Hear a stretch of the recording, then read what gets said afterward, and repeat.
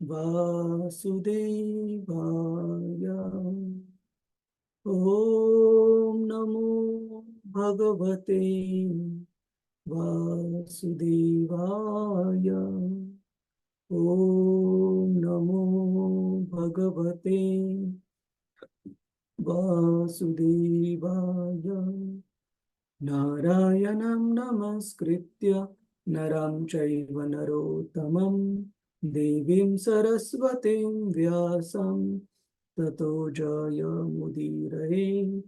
नष्टप्रायेषु अभद्रेषु नित्यं भागवत सेवया भगवतीरुत्तमश्लोके भक्तिर्भवति नैष्टिकी। कृष्णाय वासुदेवाय देवकी नन्दनाय च नन्दगोपकुमाराय गोविन्दाय नमो नमः। ॐ अज्ञानतिमिरन्धस्य ज्ञानाञ्जनशलाकया चक्षुरुन्मिलितं येन तस्मै श्रीगुरवे नमः। श्रीचैतन्यमनोभीष्टं स्थापितं येन भूतले स्वयं रूप कदा मह्यं ददाति स्वपदान्तिकं। वन्देऽहं श्रीगुरो श्रीयुतापदकमलं श्रीगुरुं वैष्णवांश्च।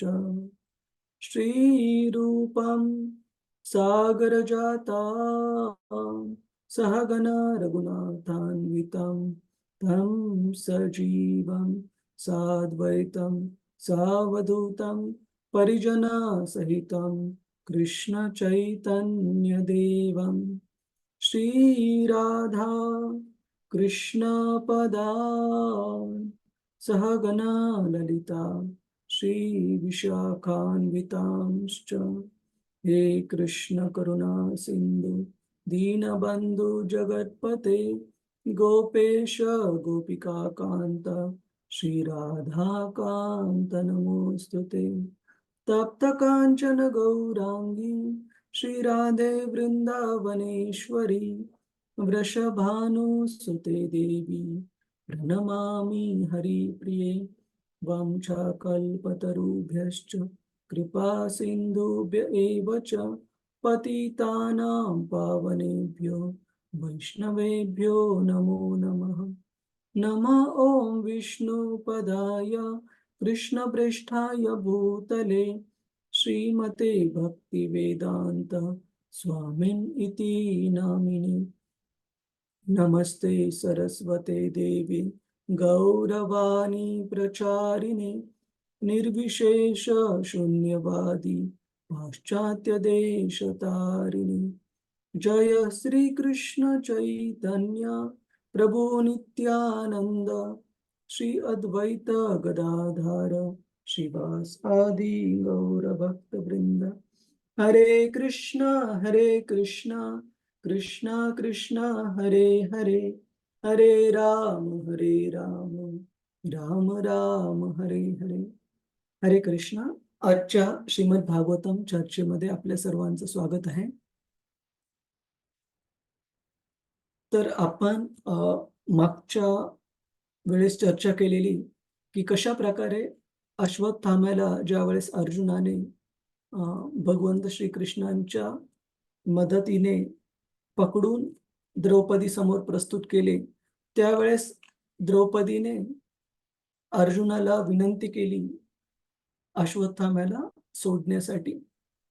त्याचं कारण होतं की अश्वत्थामा हा याने कितीही जघन्य असं पापमय कृत्य केलेलं असलं तरीही द्रौपदीने त्याच्या वडिलांच्या प्रती म्हणजे द्रोणाचार्यांच्या प्रती आपले गुरु जे होते पांडवांचे आणि गुरूंची पत्नी कृपी यांच्या प्रती आदर म्हणून अश्वत्थाम्याला सोडण्यासाठी सांगितलं। आणि द्रौपदीने केलेल्या प्रार्थना अर्जुनासमोरच्या आपण त्याच्यावर चर्चा केली। तर आज आपण श्लोक क्रमांक 47 पण झालेला की ज्या प्रकारे गौतमी किंवा कृपी द्रोणाचार्यांची पत्नी हिला द्रौपदी अशा प्रकारचं दुःख देऊ इच्छित नव्हती, ज्या प्रकारचं दुःख ती स्वतः भोगत होती आपल्या पुत्रांच्या मुळे. हे स्वामी, द्रोणाचार्यांच्या पत्नीला माझ्याप्रमाणे रडण्यास भाग पाडू नका. माझ्या मुलांच्या मृत्यूमुळे मी दुःखी आहे. माझ्याप्रमाणे ती देखील एकसारखी रडत राहू नये. तर अशा प्रकारे द्रौपदीचं आपल्याला याच्यामध्ये स्वतःच्या दुःखाच्या स्थितीतही स्वतःच्या इंद्रियांना नियंत्रित करण्याची मोठी शक्ती दिसून येते. आपण मागच्या वेळेस पाहिलेलं, की एक भक्त कितीही कठीण परिस्थिती असली, तरी आपल्या हृदयामध्ये भगवंतांबद्दल कृतज्ञता ठेवतो आणि भगवंतांच्या सेवेमध्ये दृढ राहतो, कधीही विचलित होत नाही. आणि आपण तो श्लोक पण पाहिलेला, की अशा प्रकारचा व्यक्ती जो जीवनात येणारे असंख्य दुःख सोसत असताना पण भगवंतांच्या भक्तीमध्ये आपण एकनिष्ठ राहतो, असा भक्त निश्चितच भगवद्धाम प्राप्त करण्यासाठी पात्र होतो. समाश्रिताये पदपल्लवप्लवं महत्पदं पुण्य यशो मुरारी भवां बुधिर वत्स पदं परम पदं पदं पदं यत् विपदं न तेषम. आणि अशा भक्तासाठी जे की केवळ आणि केवळ भगवंतांचा आश्रय घेऊन या जगामध्ये राहतात, त्या भक्तांसाठी हा जो भवसागर आहे, खूप मोठा भौतिक जग पार करून जाण्याचा जो समुद्र आहे, तो एखाद्या वासराच्या खुरांनी जे खड्डा झालेला असतो मातीमध्ये, त्या खड्ड्यामध्ये एवढंसं पाणी जमा होतं, तर त्या छोट्याशा पाण्याच्या डबक्यासारखा हा पूर्ण भवसागर छोटा होतो भक्तासाठी आणि तो पार करून जाणं सहज शक्य होतं भक्ताला. तर आपण पुढे जाऊ. या आत्तापर्यंतच्या चर्चेमध्ये कुणाचा काही प्रश्न, काही जिज्ञासा आहे? हरे कृष्ण. प्रभुजीज, माताजीज.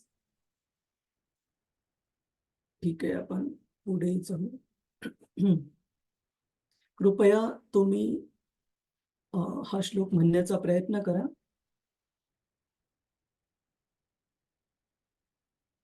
यैकोपितं ब्रह्मकुलं यैकोपितं ब्रह्मकुलं राजन् अन्यैरजितात्मभिः राजन्यैरजितात्मभिः तत्कुलं प्रदहत्याशु तत्कुलं प्रदहत्याशु सानुबन्धं शुचार्पितम् सानुबन्धं शुचार्पितम्.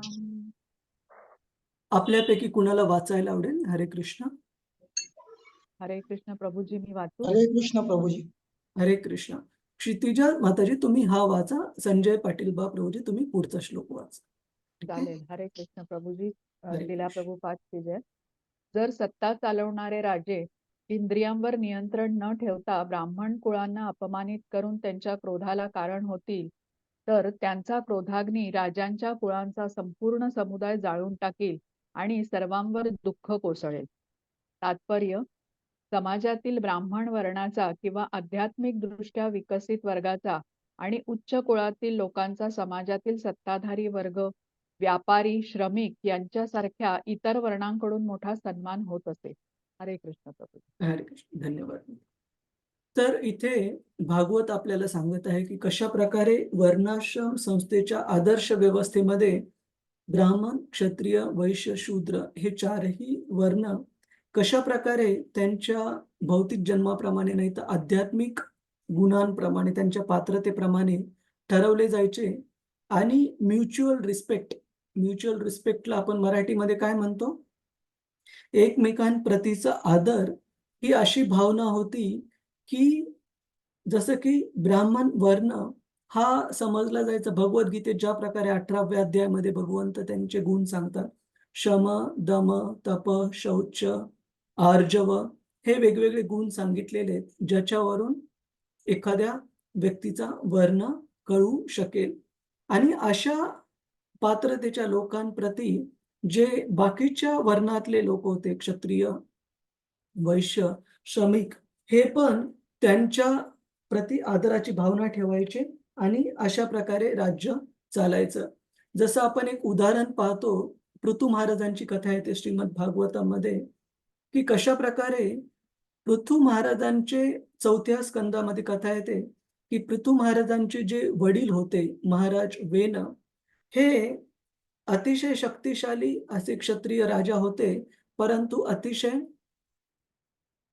पापमय कार्यांना सपोर्ट करणारे असे होते आणि अशा प्रकारे अधर्माने ते आपले राज्य चालवायचे, की जे समाजातले सर्व प्रकारचे जे लोक होते, जे धर्माचं पालन करणारे, ते सर्वचे सर्व लोक खूप त्रस्त होते.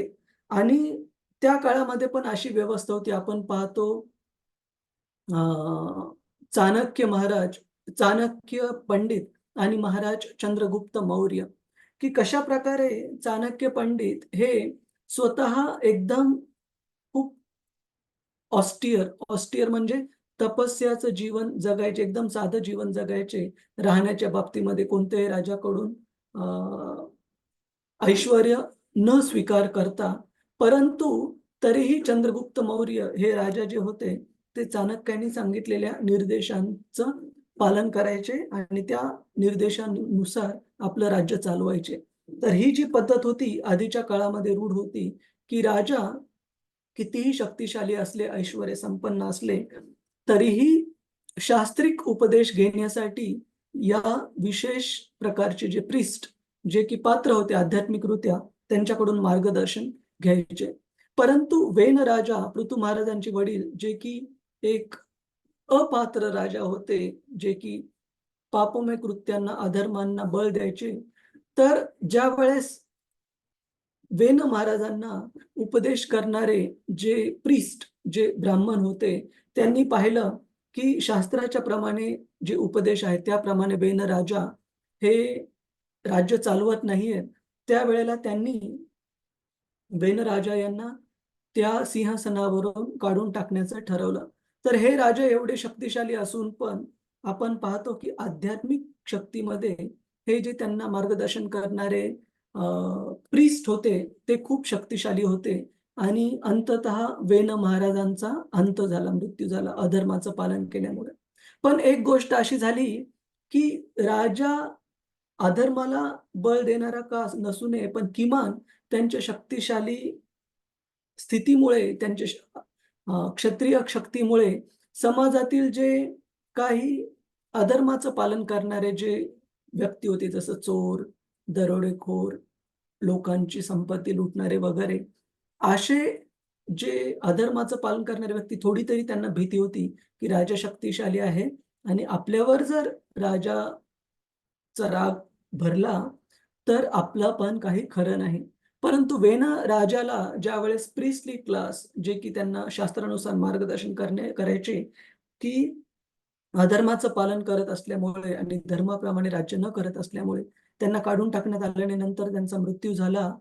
तर ह्या वेन राजांच्या शरीराचं हे करून चर्वण, त्याला आपण मराठीमध्ये चर्वण हा शब्द आहे, की घोसळून त्याला जे म्हणतो, त्यांच्या शरीरातून पृथू महाराजांचा जन्म झाला.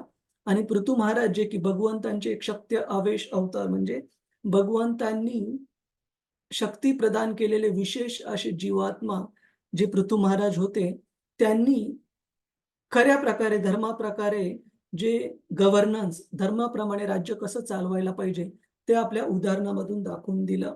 तर या गोष्टीवरून, या भागवतातल्या कथेवरून आपल्याला कळतं, की कशाप्रकारे सत्ता चालवणारे यांचं हे राजर्षी असणं खूप आवश्यक आहे आणि त्याच प्रकारे राजर्षी असताना पण त्यांना धर्माचं, उपदेशांचं मार्गदर्शन मिळण्याकरता एक जी काउन्सिलिंग टीम असते, पात्र ब्राह्मणांची, ती पण असणं खूप आवश्यक आहे. तर हे ब्राह्मण पण केवळ नावाला नको, तर गुणांनी त्या स्तराला पात्र पाहिजे आणि राजा पण केवळ नावाला नको, तर स्वतःच्या इंद्रियांवर नियंत्रण आणि धर्माप्रमाणे राज्य करणारे पाहिजे.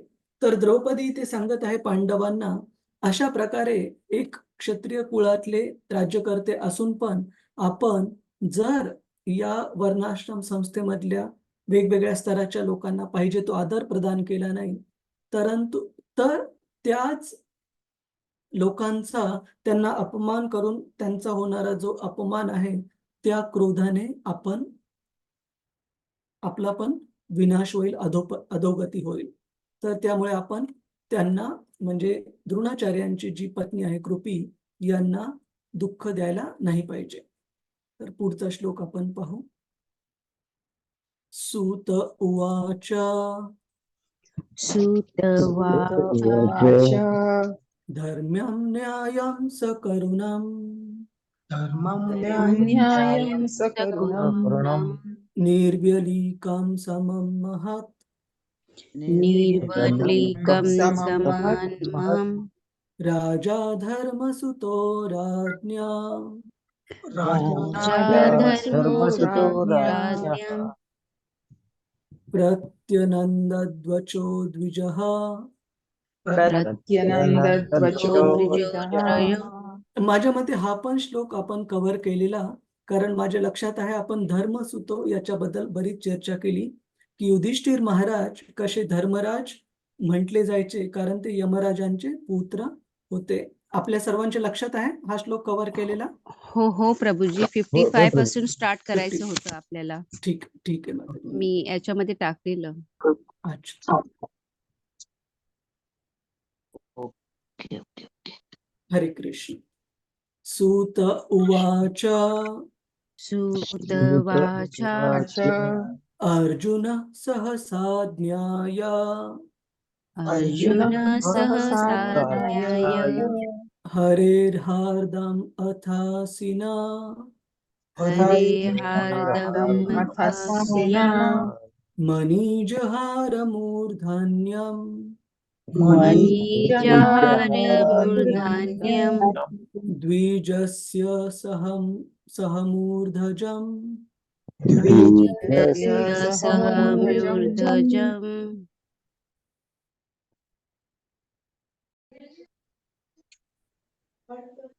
संजय पाटील प्रभुजी. हरे कृष्ण. हरे कृष्ण प्रभुजी. यस प्रभू. प्रणाम. धन्यवाद. त्यावेळी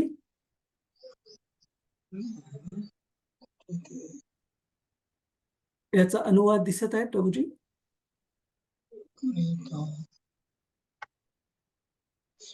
त्याने अश्वत्थाम्याच्या त्यावेळी अर्जुन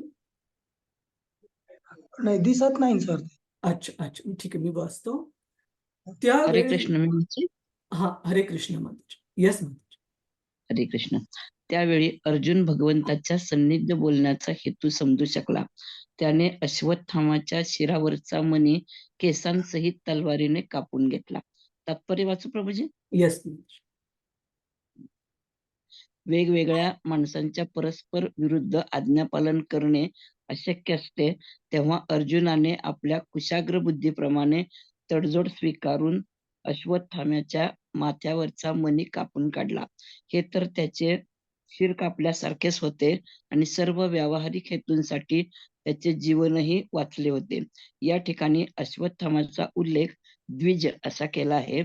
खरोखर तो द्विज होता, परंतु त्या स्थितीपासून त्याचे पतन झाले, म्हणून त्याला योग्य रीतीने शिक्षा झाली.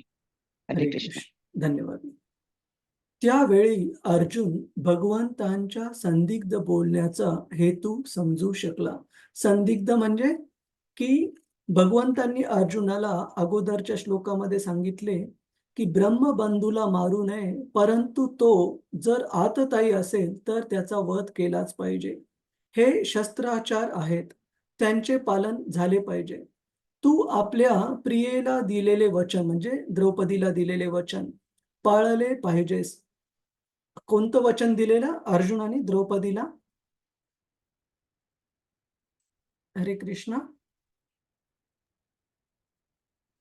द्रौपदीला वचन दिले. नाही येस माताजी. म्हणजे ज्यांनी अश्वत्थाम्यानी त्यांना ठार मारलं होतं ना, तर हा, नक्कीच त्याला अद्दल घडवायचा आणि त्याला शिक्षा करण्याचा शिक्षा करण्याचा आणि द्रौपदीला त्यांनी हे वचन दिलेलं की मी त्या अश्वत्थाम्याचं शिर कापून आणेल आणि त्या शिरावर उभं राहून मग तू त्याला आपल्या पुत्रांचा अंत्यसंस्कार करून स्वतः आंघोळ कर. तर अरे ते द्रौपदीला दिलेले वचन पाळले पाहिजेस आणि तुझ्या कृत्याने माझे तथा भीमसेनाचे देखील समाधान झाले पाहिजे. तर भगवंतांनी अर्जुनासमोर असं प्रस्तुत केलं की हे अर्जुन, आता मी भीमसेन एक गोष्ट तुला करण्यासाठी सांगत आहेत, जे की अश्वत्थाम्याला ठार मारण्यासाठी सांगत आहेत. परंतु द्रौपदी, युधिष्ठिर हे तुला धर्माचे तत्वानुसार कशा प्रकारे आपल्या पेक्षा जे श्रेष्ठ व्यक्ती आहेत त्यांना कशा प्रकारे कोणतंही दुःख आपण नाही द्यायला पाहिजे. आणि म्हणून या ब्रह्मबंधू अश्वत्थाम्याकडून जरी खूप जघन्य पापमय कृत्य झाले असेल तरी त्याच्या वडिलांच्या प्रती आणि आईच्या प्रती असलेल्या आदर भावाने आपण त्याला कशा प्रकारे माफ करायला पाहिजे हे द्रौपदी आणि युधिष्ठिर महाराजांनी सांगितलं होतं. तर भगवंत सांगतात की हे अर्जुन, आता तू तुझ्या आध्यात्मिक ज्ञानाचा आणि सत्सद विवेक बुद्धीचा वापर करून अशा प्रकारे शिक्षा दे की दोन्ही बाजूचे लोक म्हणजे कृष्ण आणि भीमसेन एका बाजूने आणि द्रौपदी आणि धर्म कोणता शब्द वापरले, धर्मसूत युधिष्ठिर महाराज यांना पण तू संतुष्ट कर तुझ्या कृत्याने. तर त्यावेळी अर्जुन भगवंतांच्या संदिग्ध बोलण्याचा म्हणजे दोन्ही प्रकारचे कसे बॅलन्स करायच्यात गोष्टी याचा अर्थ हेतू समजू शकला आणि त्याने अश्वत्थाम्याच्या शिरावरचा मणी केसांसहित तलवारीने कापून घेतला.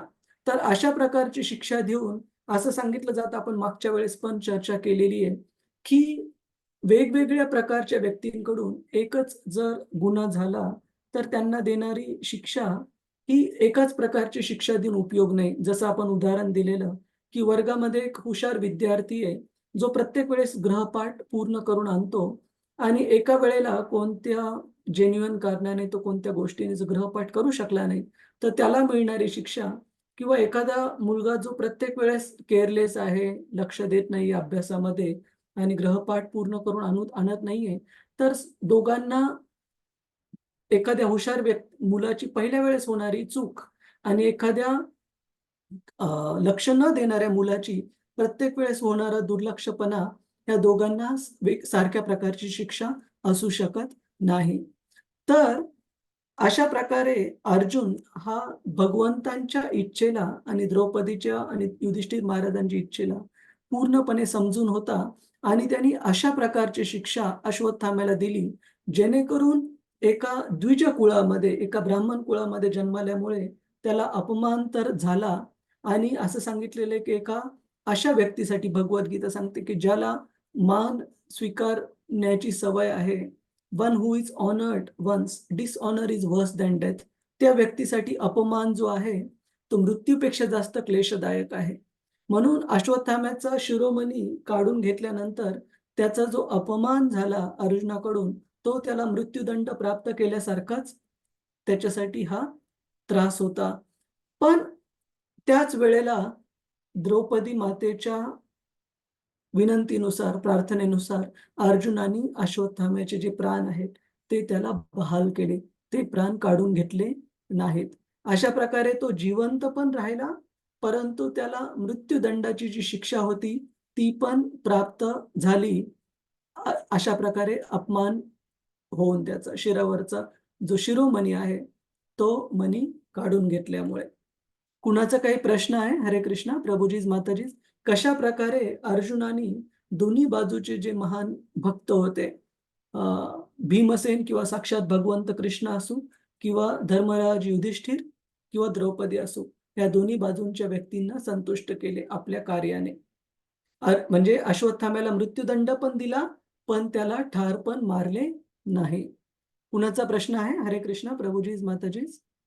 हरे कृष्ण. द्विज या शब्दाचा अर्थ ब्राह्मण काय? द्विज द्विज म्हणजे टॉईस बॉर्न, ज्यांचा दोनदा जन्म होतो.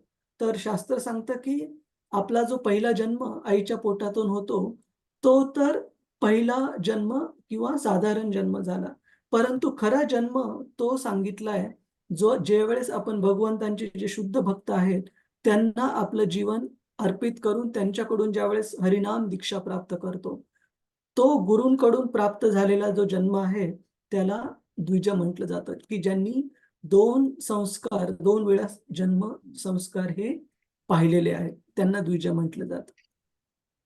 ठीक आहे माताजी. हरे कृष्ण. ओके ओके, धन्यवाद. हरे कृष्ण. हरे कृष्ण.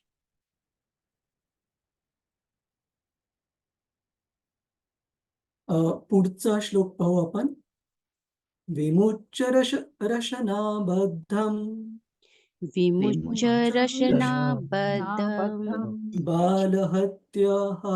बालहत्याहतः प्रभम् हत्याहत प्रभम् तेजसा मनिना हीनम् तेजसा मनिना हीनम् शिबिरान्निरयापयत् शिबिरानिरयापयत् बालहत्येमुळे त्याचे तेज नष्ट झाले होते आणि माथ्यावरील मणी गेल्यामुळे त्याची शक्ती नष्ट झाली होती. त्याप्रमाणे त्याला बंधनमुक्त करून शिबिराबाहेर हाकलून देण्यात आले. तात्पर्य: याप्रमाणे अपमानित आणि लज्जित झालेला अश्वत्थामा एका दृष्टीने मृतच झाला आणि त्याच वेळी भगवंतांच्या आणि अर्जुनाच्या बुद्धिचातुर्यामुळे तो जिवंत देखील राहिला. तर असं सांगितलं जातं की एखादा व्यक्ती त्याची जी कीर्ती, त्याचं जे यश जे वाढतं, ते केवळ त्याच्या भौतिक जगतामध्ये जगण्यामुळे किंवा खूप जास्त काळ या भौतिक जगतामध्ये राहिल्यामुळे नाही, तर त्याच्या कार्यामुळे. आणि त्याच प्रकारे एखाद्या व्यक्तीचा या भौतिक जगतामधून शेष होतो, नष्ट होतो, मृत्यू होतो, केवळ त्याच्या शरीराच्या अंतामुळे नाही, तर त्याच्या कधी-कधी चुकीच्या केलेल्या कार्यामुळे पण, त्याच्या अपकीर्तीमुळे पण तो एक मृत्यूच समजला जातो. तर अशा प्रकारचे आपल्या कार्याबद्दल, आपल्या बोलण्याबद्दल, आपल्या कोणत्याही क्रियेबद्दल आपण खूप-खूप काळजीने राहायला पाहिजे. आज सकाळी श्रीमद भागवतम चर्चेमध्ये आपण पाहत होतो, छोट्या शॉर्ट श्रीमद भागवतम जो क्लास असतो, त्याच्यामध्ये की कशाप्रकारे प्राणी जे जीवन आहे आणि मनुष्य जीवन आहे, यामध्ये मुख्य फरक आहे, की प्राणी ह्यांची कार्य करण्याची जी पद्धती असते ती इम्पल्सिव्हली म्हणजे आता मला सध्याच्या काळात आत्ताच्या आत्ता कोणती गोष्ट आवश्यक आहे आणि ती जास्त करून आहार, निद्रा, भय, मैथुनांच्या ह्या गोष्टींच्या संबंधित प्राण्यांच्या गरजा असतात. परंतु एक मनुष्य जो असतो, त्याची जी विचार करण्याची पद्धत असते, शास्त्र सांगतात की केवळ त्याला आहार, निद्रा, भय, मैथुनांचा विचार नाही करायला पाहिजे. तर त्याला या मनुष्य जीवन प्राप्त झालेलं आहे, तर कशाप्रकारे या जन्म-मृत्यू, जरा-व्याधी या सायकलच्या आपण बाहेर कसं पडायला पाहिजे, या चक्राच्या बाहेर कसं पडायला पाहिजे, यासाठी एका बुद्धिमान मनुष्याने प्रयत्न केले पाहिजेत. परंतु असा बुद्धिमान मनुष्य जर त्याचे कार्य हे प्राण्यांच्या कार्याप्रमाणे जर राहिले, आहार, निद्रा, भय आणि मैथुन, तर शास्त्र सांगतात की अशा प्रकारच्या मनुष्याचं जीवन हे काही मनुष्य जीवन नाहीये. ते प्राणिमात्राप्रमाणेच अंधकारामध्ये जीवन जगण्यासारखं आहे. त्याचप्रमाणे आपण बघतो, की अश्वत्थामा इतक्या महान कुळामध्ये जन्म, इतके महान आई-वडील प्राप्त झालेले, ज्ञानी आणि पूर्ण ज्ञानाने परिपूर्ण असं कुळात जन्म प्राप्त झालेला असताना पण अशा प्रकारचं जघन्य कृत्य त्याने केलं, की त्या पापमय कृत्याने त्याचं जे तेज होतं, ते पूर्ण नष्ट झालं.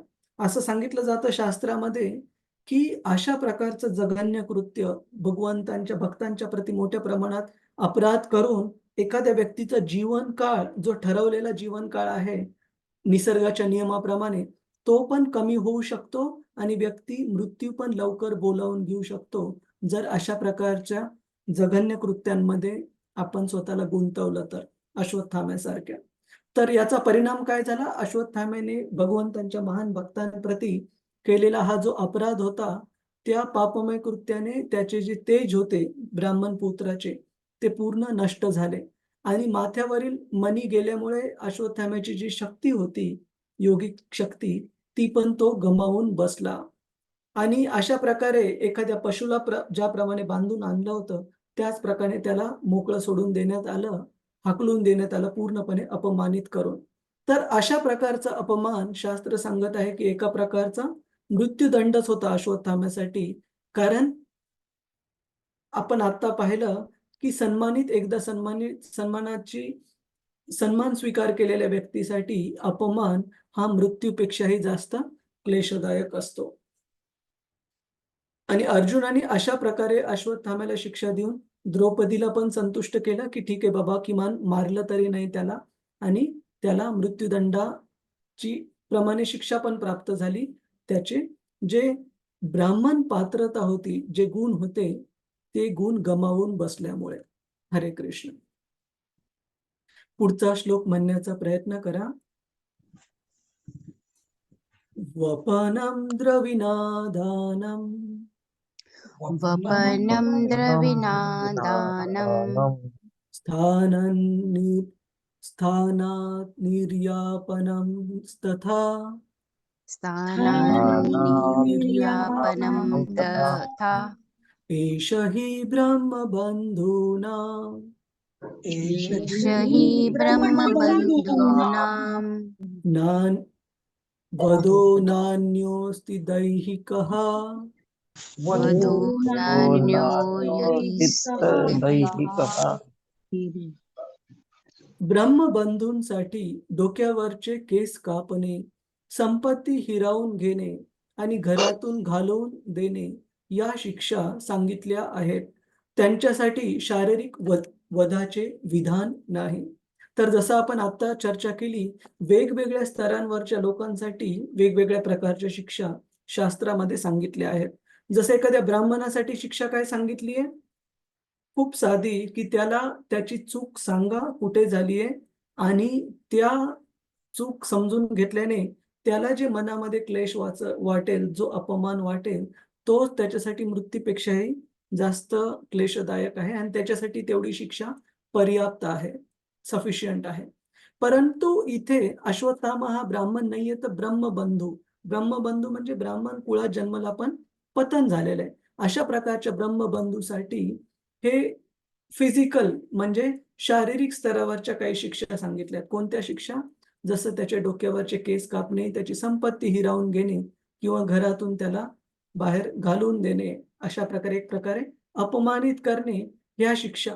परंतु या स्तरावरचे लोक जर नसतील, तर त्यांच्यासाठी निश्चितच शारीरिक स्तरावरच्या शिक्षा पण उपलब्ध आहेत आणि आवश्यक आहेत.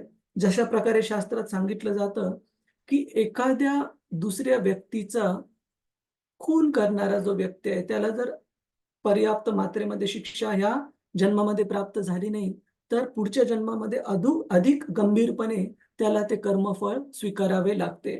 त्यामुळे अशा प्रकारच्या म्हणजे जे आपण थिक स्किनला आपण मराठीत म्हणतो निगरगट्ट किंवा डांबरट प्रवृत्तीचे जे लोक असतात, ज्यांना की साध्या बोलण्याने किंवा अपमानाने काहीही फरक पडत नाही, अशा व्यक्तींसाठी निश्चितच कायद्याप्रमाणे जी सक्त शिक्षा आहे ती त्या व्यक्तीला प्राप्त होणे जरुरी आहे.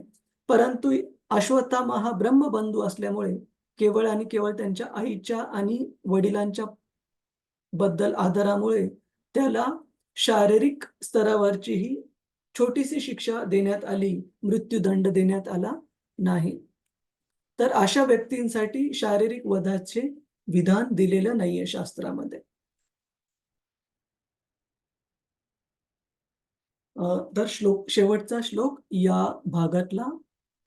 पुत्र शोकातुरा सर्वे पुत्रशोकातुरा सर्वे पांडवा सह कृष्णया पाण्डवा सह कृष्णया स्वानामृतानां यत्कृत्यम् स्वानां कृतानां यत्कृत्यं चक्रुर्निर्हरणादिकम् चक्रुर्निर्हरन्तादितं त्यानंतर दुःखाने व्याकुळ झालेल्या पांडवांनी आणि द्रौपदी यांनी मिळून आपल्या स्वजनांच्या मृतदेहांच्या दाह संस्कारादी क्रिया संपन्न केल्या.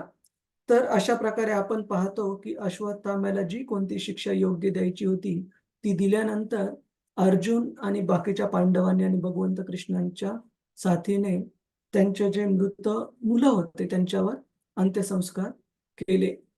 तर आपण येणाऱ्या भागामध्ये पहिल्या स्कंदाच्या अध्याय क्रमांक 8 मध्ये पाहू की कशा प्रकारे अश्वत्थाम्याला एकदा शिक्षा मिळाल्याने पूर्णपणे तो सुधारला नाही आणि पुन्हा एकदा त्यांनी नीच कृत्य केलं. ते म्हणजे पांडवांचे जे शेवटचे वंशज आईच्या पोटामध्ये होते, परीक्षित महाराज, अभिमन्यूच्या पत्नीच्या उत्तरेच्या पोटामध्ये जो गर्भ वाढत होता, त्या मुलाच्या त्या गर्भावर अश्वत्थाम्याने ब्रह्मास्त्र फेकले आणि कशा प्रकारे भगवंत जे की पांडवांच्या सुरुवातीपासून त्यांच्या पूर्ण संरक्षणाची जबाबदारी भगवंतांनी स्वतःवर घेतली होती. त्यांच्या शुद्ध भक्तीमुळे, पांडवांच्या शुद्ध भक्तीमुळे या क्षणी पण शेवटच्या क्षणी ज्यावेळेस पांडवांचा शेवटचा वंशज गर्भ हा आईच्या पोटात वाढत आहे आणि त्या गर्भावर ब्रह्मास्त्र अश्वत्थाम्याने फेकलेलं आहे. असं सांगितलं जातं. आपण येणाऱ्या श्लोकांमध्ये पाहू की भगवंत त्यांच्या हस्तिनापूर मधल्या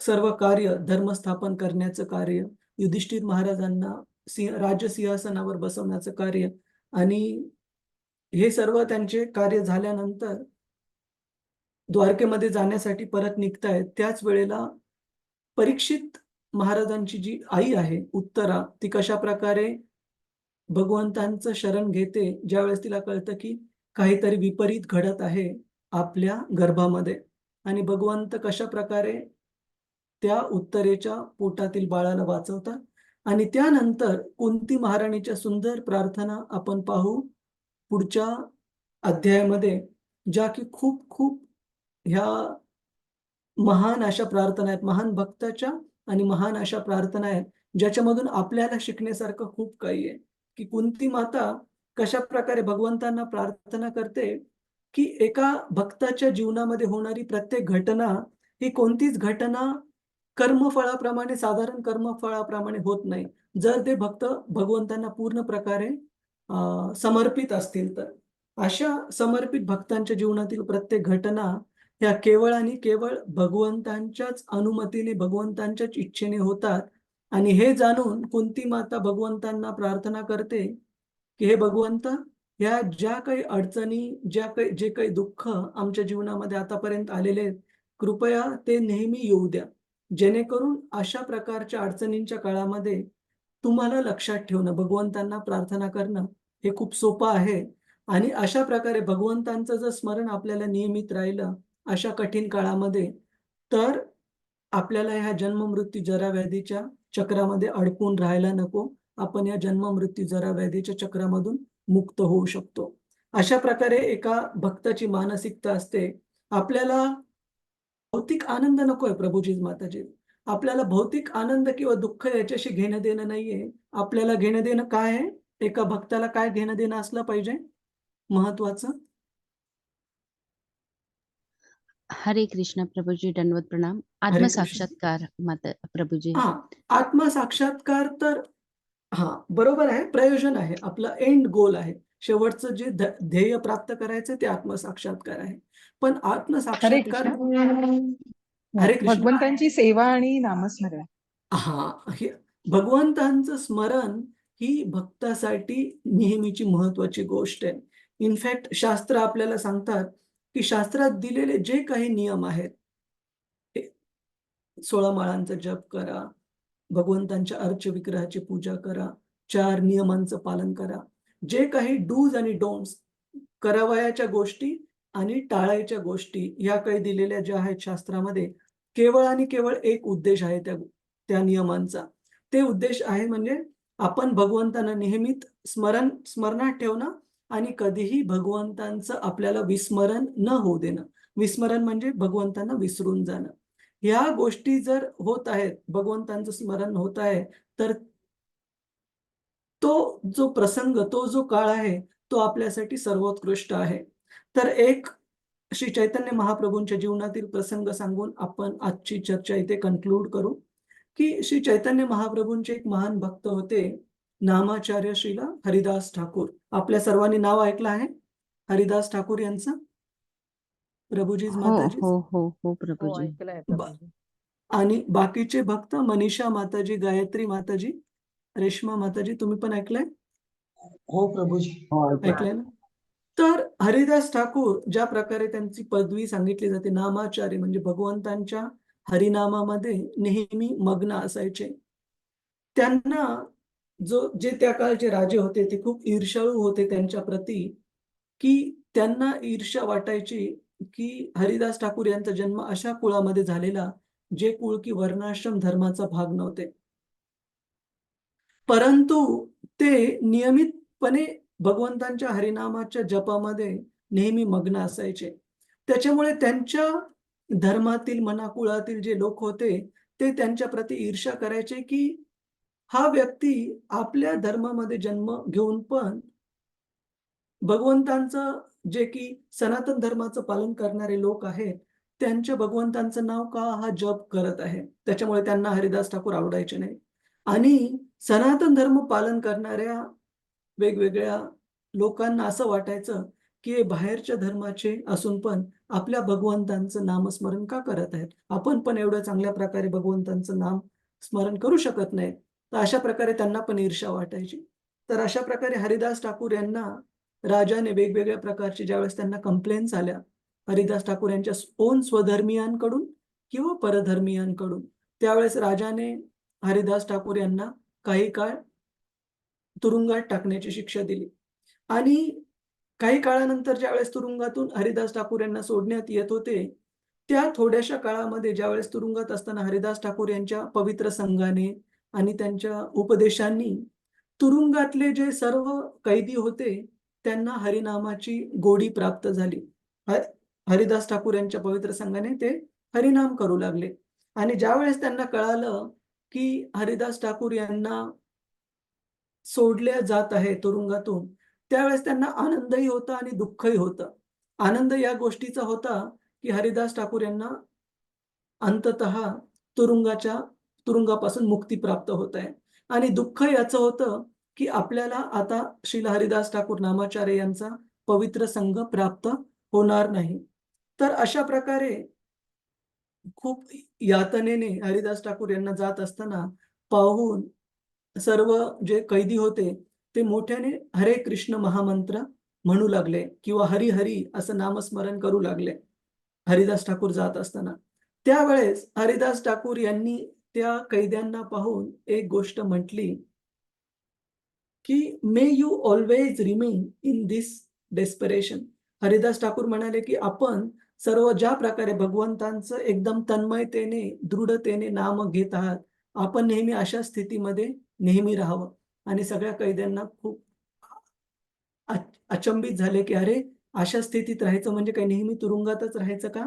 मग हरिदास ठाकूर यांनी छान वर्णन करून सांगितलं की अशा स्थितीत राहण्याचा अर्थ असा नाही की आपण नेहमी तुरुंगातच राहावं. अशा स्थितीत राहण्याचा अर्थ आहे की आपण नेहमी एवढ्याच दृढतेने, एवढ्याच तीव्रतेने भगवंतांची आठवण काढत राहून नेहमी भगवंतांचं नामस्मरण करत राहावं, असं म्हणण्याचा माझा हेतू होता. तर सांगण्याचा अर्थ असा की भगवंतांसाठी स्वर्गलोकात राहून जिथं सगळे भौतिक ऐश्वर्य आहे, सुख संपन्न आहे, अशा ठिकाणी राहण्याला पण अर्थ नाही जर आपल्याला तिथे भगवंतांचं विस्मरण होत असेल. आणि भगवंतांच्या भक्तासाठी पापमय लोक, जसं की पाताल, सुतल, वितल, तलातल, वेगवेगळ्या प्रकारचे जे नरक लोक आहेत, ते नरक लोक पण अस्वीकार्य नाहीयेत जर तिथे भगवंतांचं स्मरण सहज शक्य असेल तर. म्हणजे कठीण वाटणाऱ्या जागा पण चांगल्या आहेत भगवंतांच्या भक्तासाठी, जिथे आपण भगवंतांना स्मरण करण्यासाठी आपल्याला सोयीस्कर जात आहे. आणि खूप स्वर्गसुख असणाऱ्या जागा पण आपल्यासाठी योग्य नाहीयेत जर आपल्याला त्या ठिकाणी जाऊन काय होत आहे, तर भगवंतांचं विस्मरण होत आहे. तर ही गोष्ट समजणं खूप अवघड आहे, आवश्यक आहे. भगवंतांचं स्मरण ज्या ठिकाणी आहे ती जागा आपल्यासाठी खूप चांगली, ती स्थिती आपल्यासाठी खूप चांगली. आणि भगवंतांचं विस्मरण ज्या ठिकाणी, ती स्थिती कितीही चांगली वाटत असली तरीही भक्तीसाठी बिलकुल चांगली नाहीये. कुणाचा काही प्रश्न आहे प्रभुजीज माताजीज या मुद्द्यावर, की भगवंतांच्या भक्तांसाठी काय योग्य आहे, काय नाहीये, काय चांगलं, काय नाहीये? हरे कृष्णा. सुनील मटकरी प्रभुजी, रेश्मा माताजी, माधुरी, श्रीकांत काकडे माताजी. नाही. ठीक आहे. नाही प्रभूजी नाहीये. ओके. तर भगवंतांच्या भक्तांसाठी भगवंतांचं स्मरण हे सर्व श्रेष्ठ आहे. आणि ह्या जगात पण आपण अशा गोष्टींना खूप आसक्त नाही राहायला पाहिजे, की आता भगवंतांचं भक्तीमध्ये मी स्वीकारली आहे, याचा अर्थ सगळ्या भौतिक गोष्टी व्यवस्थित चालतील. भौतिक जगामध्ये राहणं म्हणजे भौतिक दुःखांना आमंत्रण निश्चित आहे. मग तुम्ही भक्तीला घ्या किंवा भक्ती नका घेऊ. जसं की मी नेहमी उदाहरण देतो, की आपण चिखलामधून जात आहोत. तुम्ही किती पण काळजी घ्या, 1 ते 2 थेंब तुमच्या कपड्यांवर उडतीलच. कपडे थोडे घाण होणारच आहेत. त्याला तुम्ही टाळू शकत नाही. परंतु काय निश्चित टाळू शकता आपण भगवंतांच्या भक्तीला स्वीकार केल्यानंतर, की येणारं प्रत्येक दुःख, प्रत्येक आपल्याला होणारा त्रास हा आपल्याला भगवंतांच्या समीप घेऊन जाऊ शकतो, निकट घेऊन जाऊ शकतो, जर आपण त्यांच्या भक्तीमध्ये राहिलो तर. आणि अंततः आपल्याला भगवत धाम प्राप्त झाल्यानंतर या भौतिक जगातले जे कोणते जन्म, मृत्यू, जरा, व्याधी इत्यादी खरे दुःखाचे कारण आहेत, ते आपल्याला भोगावे लागणार नाहीत. तर कधी पण भक्तांनी त्या गोष्टीसाठी प्रयत्न केला पाहिजे. अशा गोष्टींसाठी खूप जास्त त्रास करून घेतला नाही पाहिजे, ज्या की टाळणं खूप अवघड आहे. ठीक आहे प्रभुजीज, माताजीज. हरे कृष्ण.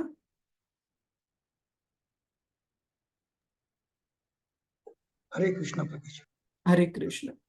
तर खूप खूप धन्यवाद आपल्या सगळ्यांचा.